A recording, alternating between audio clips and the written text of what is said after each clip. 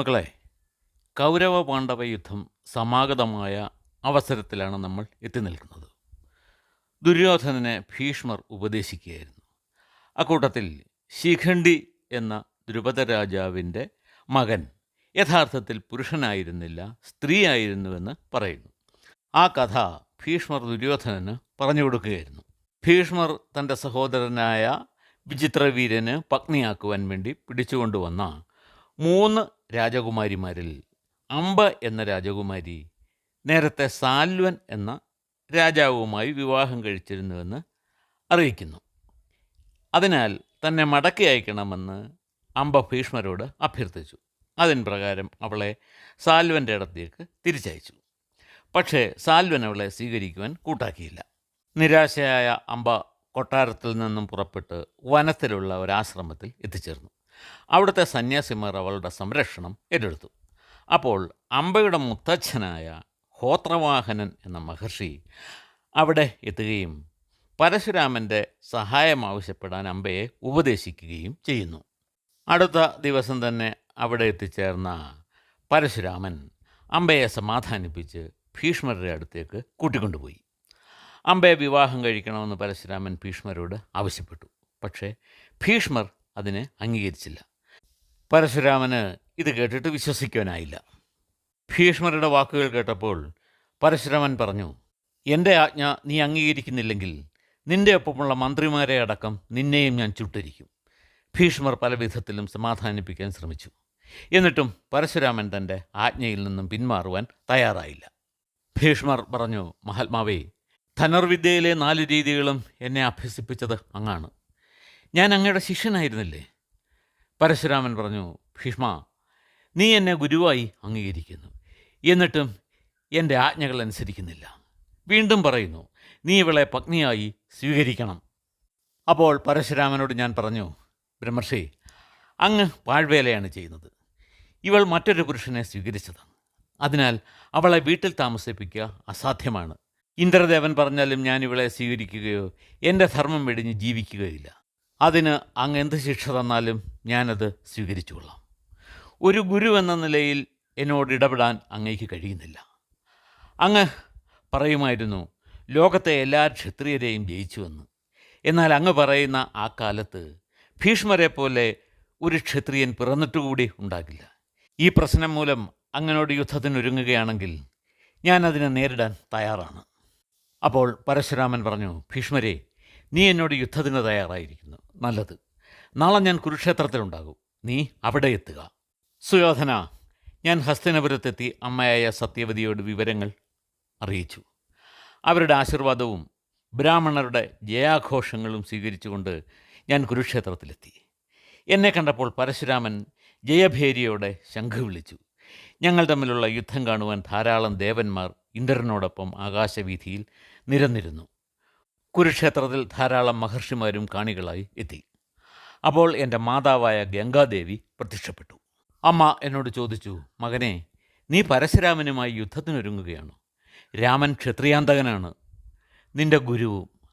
അദ്ദേഹത്തെ കണ്ട് യുദ്ധം ഒഴിവാക്കാൻ ഞാൻ ആവശ്യപ്പെടാം. നീയും അങ്ങനെ തന്നെ ചെയ്യുക. അതിൻ പ്രകാരം അമ്മ പരശുരാമൻ്റെ അടുത്തെത്തി പറഞ്ഞു, മഹർഷേ, ഭീഷ്മർ അങ്ങയുടെ ശിഷ്യനാണ്. അവനുമായി അങ്ങ് യുദ്ധം ചെയ്യരുത്. അപ്പോൾ പരശുരാമൻ പറഞ്ഞു, നിങ്ങൾ നിങ്ങളുടെ മകനെ തടയൂ. അമ്മ വേഗം തിരിച്ചെത്തി എന്നോട് സംസാരിക്കുവാൻ മുതിർന്നപ്പോൾ യുദ്ധഭൂമിയിൽ നിന്നും ശംഖനാദം മുഴങ്ങിക്കേട്ടു. അത് പരശുരാമൻ്റെ പോർവിളിയായിരുന്നു. ഞാൻ വേഗം ഒരു രഥത്തിൽ പുറപ്പെട്ട് പരശുരാമൻ്റെ മുന്നിലെത്തി. അദ്ദേഹത്തോട് ഞാൻ പറഞ്ഞു, ഗുരു, അങ്ങ് നിലത്ത് നിൽക്കുമ്പോൾ ഞാൻ രഥത്തിലിരുന്നു കൊണ്ട് സംസാരിക്കുന്നത് ശരിയല്ല. എന്നോട് യുദ്ധം ചെയ്യാനാണ് ഉദ്ദേശിക്കുന്നതെങ്കിൽ അങ്ങ് ഒരു രഥത്തിൽ കയറി വരൂ. അപ്പോൾ അദ്ദേഹം പറഞ്ഞു, ഭീഷ്മ, ഈ ഭൂമിയാണ് എൻ്റെ രഥം. വേദങ്ങളാ രഥത്തിൻ്റെ കുതിരകളും വായു തേരാളിയുമാണ്. ദേവമാതാക്കളായ ഗായത്രിയും സാവിത്രിയും സരസ്വതിയും എൻ്റെ പടച്ചട്ടകളുമാണ്. അപ്പോഴേക്കും അദ്ദേഹം ശരമാരി തൂകാൻ തുടങ്ങിയിരുന്നു. ഒരു രഥത്തിലിരിക്കുന്നത് പോലെയാണ് ഞാൻ അദ്ദേഹത്തെ കണ്ടത്. അപ്പോൾ ഞാൻ പരശുരാമനെ വന്ദിച്ചിട്ട് പറഞ്ഞു, മഹർഷി വരിയ, എൻ്റെ ഗുരുവായ അങ്ങുമായി എനിക്ക് യുദ്ധം ചെയ്യേണ്ടി വന്നിരിക്കുന്നു. അങ്ങ് എന്നെ അനുഗ്രഹിച്ചാലും. പരശുരാമൻ പറഞ്ഞു, ഭീഷ്മ, നിന്റെ പ്രവൃത്തിയിൽ ഞാൻ സന്തുഷ്ടനായിരിക്കുന്നു. ഗുരുവുമായി യുദ്ധം ചെയ്യേണ്ടി വരുന്ന ശിഷ്യൻ ഇതുതന്നെയാണ് ചെയ്യേണ്ടത്. നിനക്ക് ഞാൻ വിജയം ആശംസിക്കുന്നു. പിന്നീട് ഞാൻ രഥത്തിലിരുന്നു കൊണ്ട് ശംഖുമുഴക്കി യുദ്ധം ആരംഭിച്ചു. ഞങ്ങൾ പരസ്പരം അസ്ത്രങ്ങൾ പ്രയോഗിക്കുവാൻ തുടങ്ങി. ചില അസ്ത്രങ്ങളുടെ ശക്തിയിൽ ഞാൻ തേർത്തട്ടിൽ വീണുപോകുകയോ മോഹാലസ്യത്തിലായി പോവുകയോ ചെയ്തു. ഒരു തവണ ഞാൻ എൻ്റെ രഥം പരശുരാമൻ്റെ അടുത്ത് കൊണ്ടുചെന്ന് പ്രയോഗിച്ച ഒരു അസ്ത്രമേറ്റ് അദ്ദേഹം ബോധമറ്റു വീണു. വീണ്ടും ഞാൻ പ്രയോഗിച്ച പല അസ്ത്രങ്ങളും അദ്ദേഹത്തിനെ ബുദ്ധിമുട്ടിച്ചു. അദ്ദേഹം പലതവണ ബോധമറ്റു വീണു. എനിക്ക് വലിയ കഷ്ടം തോന്നി. പിന്നീട് ഞാൻ അസ്ത്രങ്ങൾ പ്രയോഗിച്ചില്ല. സൂര്യാസ്തമയമായപ്പോൾ യുദ്ധം അവസാനിച്ചു. അടുത്ത ദിവസം പ്രഭാതത്തിൽ തന്നെ ഞങ്ങൾ പോരാടുവാൻ തുടങ്ങി. വാശിയേറിയ ആ യുദ്ധം 13 ദിവസം നീണ്ടുനിന്നു. യുദ്ധത്തിൽ ആരും ജയിക്കുന്നുമില്ല, തോൽക്കുന്നുമില്ല. അപ്പോൾ ഞാൻ ദേവന്മാരോട് പ്രാർത്ഥിച്ചു. അവരെ എനിക്ക് സ്പർശനത്തിലൂടെ കാണാമായിരുന്നു. അവർ പറഞ്ഞു, നീ വിഷമിക്കേണ്ട, പ്രജാപതിയെ പ്രാർത്ഥിച്ചുകൊള്ളൂ. അദ്ദേഹം ഇപ്പോൾ തരുന്ന പ്രസ്രവം എന്ന അസ്ത്രം പരശുരാമൻ്റെ മേൽ പ്രയോഗിക്കണം. നിനക്ക് അദ്ദേഹത്തെ വധിക്കാൻ കഴിയില്ല, പക്ഷേ ഈ അസ്ത്രമേറ്റ് രാമൻ മയങ്ങിക്കൊള്ളൂ. ചിരഞ്ജീവിയായ അദ്ദേഹത്തിന് ഉറക്കം മരണത്തിന് സമം തന്നെയാണ്. പ്രസ്രവാസ്ത്രം കൊണ്ട് മയങ്ങുന്ന രാമന് നേരെ നീ സംബോധനാസ്ത്രം പ്രയോഗിച്ച് ഉണർത്തി വിടണം. ഈ അസ്ത്രങ്ങളൊക്കെയും നിനക്ക് മുൻ ജന്മത്തിൽ സ്വായത്തമായിരുന്നു. ഈ ജന്മത്തിൽ നീ അത് സ്മരിക്കുന്ന സമയം അവയെല്ലാം നിന്നിൽ വന്നു ചേരും. ദേവന്മാർ അപ്രത്യക്ഷരായപ്പോൾ വീണ്ടും യുദ്ധം ആരംഭിച്ചു. ഞങ്ങൾ പരസ്പരം ബ്രഹ്മാസ്ത്രങ്ങൾ പ്രയോഗിച്ചു. അപ്പോൾ എനിക്ക് പ്രസ്രവാസ്ത്രത്തിൻ്റെ ഓർമ്മ വന്നു. അത് പ്രയോഗിക്കാൻ ഞാൻ തയ്യാറെടുത്തപ്പോൾ ആകാശത്ത് കാണപ്പെട്ട നാരദ മഹർഷി പറഞ്ഞു, ഭീഷ്മ, നിങ്ങൾ ആകാശത്ത് നിൽക്കുന്ന ദേവന്മാരുടെ വാക്കുകൾ കേൾക്കൂ. ദേവന്മാർ പ്രത്യക്ഷപ്പെട്ടു പറഞ്ഞു, ഭീഷ്മ, പരശുരാമൻ നിൻ്റെ ഗുരുവാണ്. അദ്ദേഹത്തെ അപമാനിക്കരുത്. നാരദ മഹർഷി ലോകത്തിന് ഹിതകരമായത് മാത്രം ചെയ്യുന്നവനാണ്. അതിനാൽ താങ്കൾ അദ്ദേഹത്തെ അനുസരിക്കൂ. ഇത് കേട്ടപ്പോൾ ഞാൻ അസ്ത്രം പിൻവലിച്ച് ബ്രഹ്മാസ്ത്രത്തെ ശക്തിപ്പെടുത്തി. പക്ഷേ ഉടൻ പരശുരാമൻ മോഹാലസ്യത്തിൽ നിന്നും ഉണർന്ന് വിളിച്ചു പറഞ്ഞു, എൻ്റെ ബുദ്ധിയാകെ മരിച്ചതുപോലെയായി. ഭീഷ്മർ എന്നെ തോൽപ്പിച്ചിരിക്കുന്നു. ഈ സമയത്ത് സ്വർഗത്തിൽ നിന്നും അദ്ദേഹത്തിൻ്റെ പിതാവായ ജമദഗ്നി മഹർഷിയും ബ്രഹ്മാവും പ്രത്യക്ഷപ്പെട്ടു. മഹർഷി പരശുരാമനോട് പറഞ്ഞു, ഇനി ഒരിക്കലും ഈ വിധമുള്ള അസാഹസങ്ങൾ കാണിക്കരുത്. തപസ്സും വ്രതനിഷ്ഠയുമാണ് ബ്രാഹ്മണൻ്റെ കർത്തവ്യം. യുദ്ധം ക്ഷത്രിയരുടെ കുലധർമ്മമാണ്. ഭീഷ്മരോട് ഒരിക്കലും നീ യുദ്ധം ചെയ്യാൻ പാടില്ലായിരുന്നു. നീ എത്രയും വേഗം കുരുക്ഷേത്രം വിട്ട് പോകുക. ഇനി ആയുധങ്ങളെല്ലാം ഉപേക്ഷിച്ച് ഹിമാലയത്തിൽ തപസ്സനുഷ്ഠിക്കുക. ദേവന്മാർ ഭീഷ്മരെ തടഞ്ഞില്ലായിരുന്നെങ്കിൽ ഒരിക്കലും അയാൾ നിന്നെ വിടുമായിരുന്നില്ല. എന്നിട്ട് അവരെന്നോട് പറഞ്ഞു, നീ ഒരിക്കലും പരശുരാമനോട് യുദ്ധം ചെയ്യരുതായിരുന്നു. അവൻ നിൻ്റെ ഗുരുവാണ്. അവൻ്റെ പരാജയം നിനക്ക് കീർത്തിദോഷമാകുമായിരുന്നു. എന്നിട്ടും പരശുരാമൻ പിന്മാറാൻ തയ്യാറായില്ല. അദ്ദേഹം പറഞ്ഞു, പോരിനിറങ്ങിയാൽ ഒരിക്കലും ഞാൻ പിന്മാറുകയില്ല. വേണമെങ്കിൽ ഇപ്പോൾ ഭീഷ്മർ പിന്മാറട്ടെ. ആ സമയത്ത് ഋജീകൻ തുടങ്ങിയ മുനിമാർ നാരദൻ്റെ ഒപ്പം എൻ്റെ അടുത്ത് വന്നിട്ട് പറഞ്ഞു, ഭീഷ്മരെ, നീ പരശുരാമനെ അപമാനിക്കരുത്. ഈ പോരിൽ നിന്നും പിന്മാറണം. ഒരിക്കലും ഞാൻ അതിന് തയ്യാറായിരുന്നില്ല. അപ്പോഴും അമ്പ് വില്ലിൽ തൊടുത്ത് തന്നെയാണ് ഞാൻ നിന്നത്. അവരോട് ഞാൻ പറഞ്ഞു, മഹർഷിമാരെ, മുതുകിൽ അസ്ത്രം തറയ്ക്കും വണ്ണം യുദ്ധത്തിൽ നിന്നും പിന്തിരിഞ്ഞോടാൻ ഞാൻ തയ്യാറല്ല. അത് യുദ്ധധർമ്മത്തിന് വിരുദ്ധമാണ്. അപ്പോൾ എൻ്റെ മാതാവ് അവിടെ ഉണ്ടായിരുന്നു. അവരെല്ലാം കൂടി ചേർന്ന് പരശുരാമനോട് പറഞ്ഞു, ഭാർഗവരാമ, ബ്രാഹ്മണനൊരിക്കലും ഈ വിധം വിവേകശൂന്യത കാണിക്കാറില്ല. അതിനാൽ സമാധാനത്തോടെ ചിന്തിക്കൂ. അങ്ങയുടെ അസ്ത്രമേറ്റ് ഭീഷ്മർ മരിക്കുന്നതും അങ്ങ് ഭീഷ്മരുടെ അസ്ത്രമേറ്റ് മരിക്കുന്നതും കീർത്തികരമല്ല. അങ്ങനെ പരശുരാമൻ ആയുധം താഴെ വെച്ചു. ആ സമയത്ത് എന്നെ സ്വപ്നത്തിൽ ഉപദേശിച്ച ദേവന്മാർ എൻ്റെ മുന്നിൽ എത്തി. അവരെന്നോട് പറഞ്ഞു, ഗംഗാനന്ദന, ലോകനന്മയ്ക്ക് വേണ്ടി നീ പരശുരാമൻ്റെ അടുത്തേക്ക് ചെല്ലൂ. അതനുസരിച്ച് ഞാൻ പരശുരാമൻ്റെ മുന്നിലെത്തി പ്രണമിച്ചു. അസ്ത്രങ്ങളേറ്റ് അദ്ദേഹം അവശനായിരുന്നു. എൻ്റെ പ്രണാമം സ്വീകരിച്ച് സ്നേഹപൂർവ്വം പുഞ്ചിരിച്ച ശേഷം അദ്ദേഹം പറഞ്ഞു, ഭീഷ്മരെ, നിന്നെപ്പോലെ ഒരു ക്ഷത്രിയൻ ഇന്ന് ലോകത്തിലില്ല. നാം തമ്മിൽ നടന്ന ഈ യുദ്ധം എനിക്ക് സന്തോഷകരമായിരുന്നു. ഇനി നീ പോയിക്കൊള്ളുക. അങ്ങനെ ആ യുദ്ധം അവസാനിച്ചു. അപ്പോൾ അമ്പയെ അരികിൽ വിളിച്ച് പരശുരാമൻ തൻ്റെ നിസ്സഹായത വെളിപ്പെടുത്തി. കുഞ്ഞെ, ഞാൻ എൻ്റെ കഴിവിൻ്റെ പരമാവധി യുദ്ധം ചെയ്തു. നീയും അത് കണ്ടതല്ലേ. ഇതിൽ കൂടുതൽ എനിക്കൊന്നും ചെയ്യാനില്ല. നീ ഭീഷ്മരെ തന്നെ അഭയം പ്രാപിക്കൂ.